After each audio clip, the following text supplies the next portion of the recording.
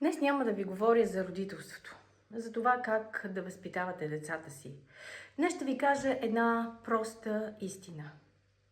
Забелязвам толкова често как хората са отмъстителни. Как ако някой ви е обидил или наранил, вие отвръщате с абсолютно същото.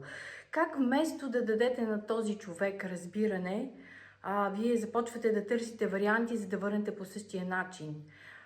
Зад всяка постъпка, зад всяко действие на възрастен, независимо дали е родител или не, стои също първопричина. Ако този човек действа от злоба и от ненавист към вас или към някого други го, той има причина за това. Това е едно неприето бебе, това е едно бебе, което е било лишено от любов, или един тинейджър, на когото не му е било обръщано внимание достатъчно, който е търсил подкрепа, но не я е намирал. Израствайки през годините, тези хора се превръщат в агресори. В агресори, защото това е единственият начин да покажат на света кои са. Те не знаят друг начин. Те са търсили любов, не са успели да я намерят там, където са я търсили. Но когато днес тези хора постъпват агресивно, злобно, негативно към други същества, има причина. Зад всичко това стои причина. И ако ние отвърнеме със същата агресия, с същата злоба към тях, то ще се получи като ефекта на доминото. Или аз ти давам и ти ми подаваш топката и я връщаме постоянно по един и същи начин. И тук процесът не спира.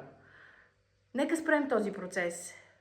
Знам, не е лесно и винаги го казвам. За всичко стои работа. Но когато видите такива хора, такава агресия, такава нападателност, мислено изпратете им любов, мислено подарете им букет с цветя, мислено кажете, ти имаш нужда от подкрепа. Не отвръщайте на същото с същото, на злобата с злоба, на неприязънта с неприязън. Спрете процеса сами и ще видите, че всичко, което е нужно да дойде към вас, ще дойде на точното време. И тук идва и примерът. Примерът, който вие ще покажете на децата си. Примерът, който те ще усетят. Защото ако те виждат поведение във вашето семейство, подобно на това, на агресията с агресия, на злобата с злоба, какви израстват те? Замислете се върху това. Аз съм Теодора Монова, ментор за съвременно и емоционално родителство. Желая ви един ден изпълнен с много любов и разбиране.